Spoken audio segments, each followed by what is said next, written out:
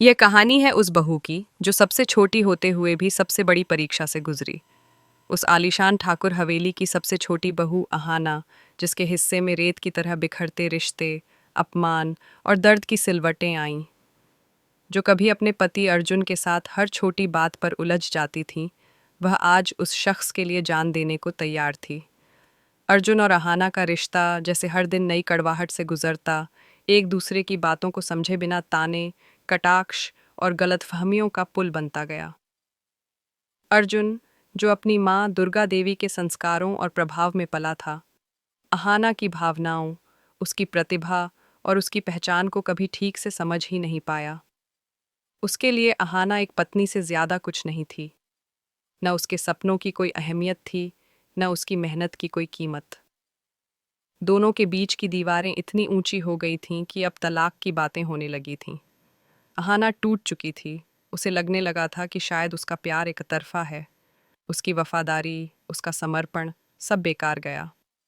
लेकिन जिंदगी के असली इम्तिहान का वो लम्हा तब आया जब एक फ़ोन कॉल ने पूरी कहानी बदल दी। उस शाम को अहाना अपने आंसुओं को चुपचाप पीते हुए हवेली के आंगन में बैठी थी, जब अचानक फ़ोन बजा।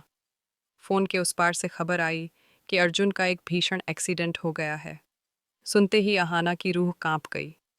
जिस इंसान से वह कुछ देर पहले दूर जाने की सोच रही थी, अब उसकी जिंदगी की भीख मांगने दौड़ पड़ी। अस्पताल पहुंचने पर जो मंजर था, वो किसी डरावने सपने से कम नहीं था।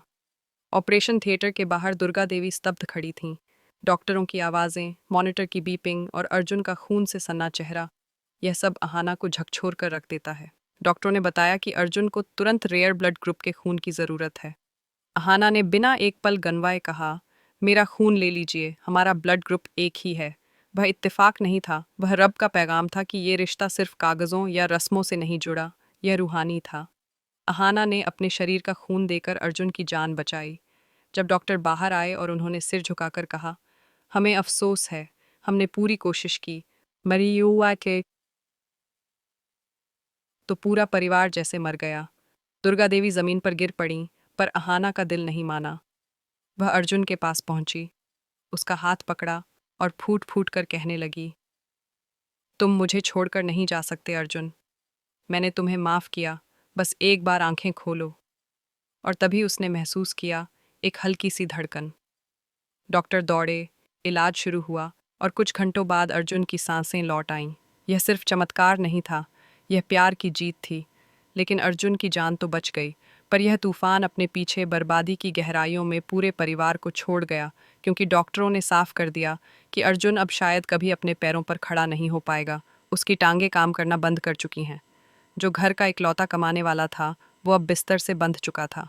अस्पताल के भारी बिल, महंगी दवाइयाँ और घर के खर्च ने ठाकुर हवेली की शानो शौकत को एक झटके में जमींदोज कर दिया। दुर्गा देवी, जो कल तक रुतबे में चूर थीं, आज एक एक पैसे की मोहताज हो चुकी थीं। ऐसे में घर की सारी जिम्मेदारी अब अहाना और दुर्गा देवी के कंधों पर आ गई। लेकिन मुसीबत यहीं थमी नहीं। एक पुराना दुश्मन पाल बाबू, जो हमेशा से इस परिवार की संपत्ति और इज्जत पर नजर रखे हुए था, इस कमजोरी के मौके पर गिद्ध की तरह मंडराने लगा। उसने मदद के बहाने घर में सेंध लगाई और अहाना की कला को भांप कर उसे मूर्तियों का व्यापार करने का लालच दिया। जो मूर्तियां अहाना अपने हाथों से मिट्टी से बनाती थीं, उनमें आत्मा थी। लेकिन पाल बाबू ने उस मेहनत को अपनी मुनाफाखोरी के लिए इस्तेमाल करना शुरू कर दिया। वह अहाना की मूर्तियां बेहद सस्ते दामों में खरीदता और उन्हें अपने नाम से महंगे बाजारों में बेचता, जबकि अहाना को लगा वह परिवार की मदद कर रही है। वह दिन रात काम करती रही, अपने खून पसीने से वो मूर्तियां गढ़ती रहीं, और घर की दूसरी बहुएं जो कभी अहाना को नीचा दिखाती थीं, अब उसकी उम्मीद की डोर थामे खड़ी थीं। लेकिन सच ज्यादा दिन छुपता नहीं, और कहानी ने एक जबरदस्त मोड़ तब लिया जब एक बड़ा व्यापारी मिस्टर वर्मा ने पाल बाबू की धांधली पकड़ ली और खुद सच्चाई जानने के लिए हवेली आ पहुंचा, जहां उसने अहाना की कला और ईमानदारी को देखकर कहा, यह सिर्फ मूर्तियां नहीं, इसमें आत्मा है। अब से मैं काम सीधे तुमसे करूंगा। ये शब्द सुनते ही पूरा आंगन गर्व से भर गया। चारुलता और पारोमिता ने दौड़कर अहाना को गले लगा लिया, और पहली बार अहाना के हाथों में सिर्फ मिट्टी नहीं थी, उसमें आत्मसम्मान, आत्मनिर्भरता और सच्ची जीत की चमक थी। अर्जुन, जो व्हील चेयर पर बैठा यह सब देख रहा था, उसकी आंखों में पश्चाताप था। उसे एहसास हुआ कि जिसे वह नाकाम, भावुक और कमज़ोर समझता था, वही उसकी सबसे बड़ी ताकत थी। उसने पहली बार अहाना की असल पहचान को देखा और उसकी मेहनत को महसूस किया। उसे अपने शब्दों और बर्ताव का पछतावा हुआ, लेकिन अहाना का जवाब साफ था। अब वह सिर्फ अर्जुन की पत्नी नहीं, खुद अपनी पहचान है। यह सिर्फ उसका संघर्ष नहीं, हर उस औरत की कहानी है जो ताने सुनती है पर हारती नहीं।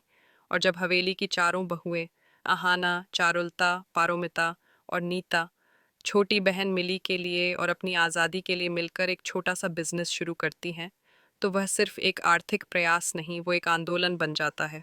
जब पहली बार वे बाजार जाती हैं तो ताने सुनती हैं, उन्हें ठुकरा दिया जाता है, लेकिन वह अपमान उन्हें तोड़ता नहीं, बल्कि और मजबूत करता है। अगली सुबह वे फिर जाती हैं, इस बार शहर के मेले में, और वहाँ उनकी मेहनत को पहचान मिलती है। एक कंपनी से उन्हें बड़ा ऑर्डर मिलता है, और जब अहाना 500 रुपये का एडवांस दुर्गा देवी के चरणों में रखती है, जब जीवन की दिशा पूरी तरह से बदल जाए, जब हवेली का मजबूत नींव डगमगाने लगे और रिश्तों की दीवारें दरकने लगें, तब कोई तो होता है जो उस मलबे से उठकर फिर से एक नई इमारत खड़ी करता है। और इस बार वो कोई और नहीं, अहाना और उसकी बहनें थीं, चारुलता, पारोमिता, नीता और छोटी बहन मिली, जिन्होंने अपने टूटे हुए आत्मविश्वास को हथियार बनाकर अपमान की चिंगारी से उम्मीद की लौ जलाई। और वह भी तब जब हवेली की रौनक बुझ चुकी थी। अर्जुन बिस्तर से बंधा हुआ था, घर में पैसा नहीं था, सम्मान चूर चूर हो चुका था और दुर्गा देवी का रुतबा मिट्टी में मिल गया था। इन सब के बीच पाल बाबू जैसे गिद्ध हवेली की छांव में अपने नुकीले पंजे गड़ा चुके थे, जिन्होंने बाहर से मददगार का मुखौटा पहन रखा था, लेकिन भीतर से वह हवेली को चूसने के लिए तैयार बैठे थे। वह जानते थे कि अहाना के हाथों में जादू है, वह जो मिट्टी को छूती है उसमें जान आ जाती है, लेकिन उनका मकसद उसकी मेहनत को छीनकर खुद नाम कमाना था। और जब उन्होंने बहला फुसलाकर उसकी मूर्तियां सस्ते में खरीदकर अपने नाम से ऊंचे दामों पर बेचना शुरू किया, तो ये सिर्फ धोखा नहीं था, बल्कि औरत की मेहनत, उसकी पहचान, उसके स्वाभिमान के खिलाफ किया गया अपराध था। लेकिन अहाना चुप रही, क्योंकि उसके सामने परिवार की जिम्मेदारी थी। अर्जुन की दवाएं थीं, बिजली के बिल थे, और उन बहनों की उम्मीदें थीं जो अब उसके पीछे खड़ी थीं। वे बहुएं जो कभी अहाना का मजाक उड़ाया करती थीं, अब उसी की ओर आशा से देख रही थीं। और शायद इसी एकता की भावना ने उन्हें फिर से लड़ने की शक्ति दी। लेकिन जीवन ने उन्हें जल्दी ही बता दिया कि कोई भी रास्ता आसान नहीं होता। जब वे अपनी मेहनत का पहला सामान लेकर बाजार गईं, तो दुकानदारों की हंसी, उनके ताने और उपहासों ने उनके मन को चीर दिया। किसी ने कहा, हवेली की बहुएं अब दुकानदार बन गईं, तो किसी ने उनकी गुड़ियों को बेकार कहा। और उस अपमान की आग में वे लौटीं तो हवेली में उनका और भी अपमान हुआ। पोल्टो और पिशमोनी ने अर्जुन के बहाने अहाना को नीचा दिखाया, और अर्जुन, जो कभी अहाना की ढाल हुआ करता था, वही उसके आत्मविश्वास पर हमला करने लगा। लेकिन वह दिन, वह अपमान, वह ताना अहाना को तोड़ नहीं सका, बल्कि उसने उसके भीतर एक आग जला दी। अगले दिन जब सूरज उगा, तो उसके साथ अहाना की हिम्मत भी और चमक गई। उसने अपनी बहनों को दोबारा जुटाया। चारुलता का गुस्सा, पारोमिता की दबी हुई तकलीफ और नीता की खामोशी को उसने एकजुटता का रूप दिया, और वे चारों निकल पड़ीं शहर के मेले की ओर, जहाँ भीड़ थी, आवाज़ें थीं, नए मौके थे और नए डर भी। लेकिन उन्होंने हार नहीं मानी। उनकी गुड़ियों ने वहाँ सबका दिल जीत लिया, और वहीं एक बड़ी कंपनी के प्रतिनिधि ने उनके काम की सराहना की और उन्हें बड़ा ऑर्डर दिया। जब अहाना वह ऑर्डर लेकर हवेली लौटी, तो किसी को विश्वास नहीं हुआ कि वह हार कर नहीं, बल्कि जीत का झंडा लेकर लौटी है। उसने जब दुर्गा देवी के चरणों में 500 रुपये एडवांस की राशि रखी, तो वह सिर्फ पैसा नहीं था, वह औरत की मेहनत की सबसे ऊंची कीमत थी। दुर्गा देवी की आंखों में आंसू थे, लेकिन वो आंसू दर्द के नहीं थे, गर्व के थे। और अर्जुन, जो अब भी व्हील चेयर पर था, उसकी आंखों से पश्चाताप बह रहा था। वह जान गया था कि जिसे वह ना समझ, कमजोर समझता था, वही अब पूरे घर की रीढ़ बन चुकी है।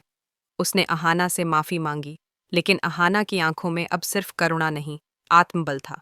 उसने कहा कि माफ कर दूंगी, लेकिन अब उसका रास्ता उसकी पहचान का रास्ता है। अब वह किसी की परछाई बनकर नहीं जिएगी।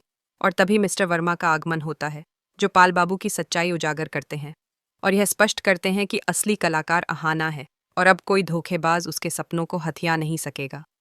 उस दिन पूरे गांव ने जाना कि मिट्टी की मूर्तियां सिर्फ घर की सजावट नहीं होती, वो औरतों के संघर्ष की कहानी कहती हैं।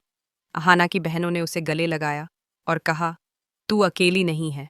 और वह रात जब सब बहुएं, आहाना के कमरे में बैठी मिट्टी में हाथ डाल रही थीं। वह सिर्फ मूर्ति गढ़ने का पल नहीं था, वह खुद की किस्मत गढ़ने का क्षण था। अब वे हवेली की बहुएं नहीं, क्रांति की प्रतिनिधि बन चुकी थीं। लेकिन जैसे ही वे ऊपर उठ रही थीं, हवेली के साजिशी लोग फिर से चालें बुनने लगे थे। पाल बाबू जैसे लोगों के पास धन हो सकता है, झूठे रिश्ते हो सकते हैं, लेकिन बहनों की एकता और सच्चाई के आगे वह सब बौना साबित होता है। अब जो जीत रही थीं, वे औरतें थीं, जिन्हें कभी केवल चूल्हा चौका समझा गया था। अब वे कारोबार चला रही थीं। अब उनकी पहचान सिर्फ बहू नहीं, उद्यमी, योद्धा और प्रेरणा बन चुकी थी। और इस परिवर्तन की धड़कन सिर्फ हवेली तक नहीं रही, वह गांव, कस्बे और दूर दराज की उन बेटियों तक पहुंच गई थी जिन्हें बताया जाता था कि वे कुछ नहीं कर सकती। आहाना और उसकी बहनों ने यह मिथक तोड़ दिया था। अब अगर कोई पूछेगा कि छोटे घर की बड़ी बहू कौन है, तो जवाब होगा, जिसने मिट्टी से सम्मान गढ़ा, जिसने अपमान से आत्मबल निकाला और जिसने दिखा दिया कि एक औरत जब खड़ी होती है तो वह अकेली नहीं, पूरी पीढ़ी को उठाकर चलती है।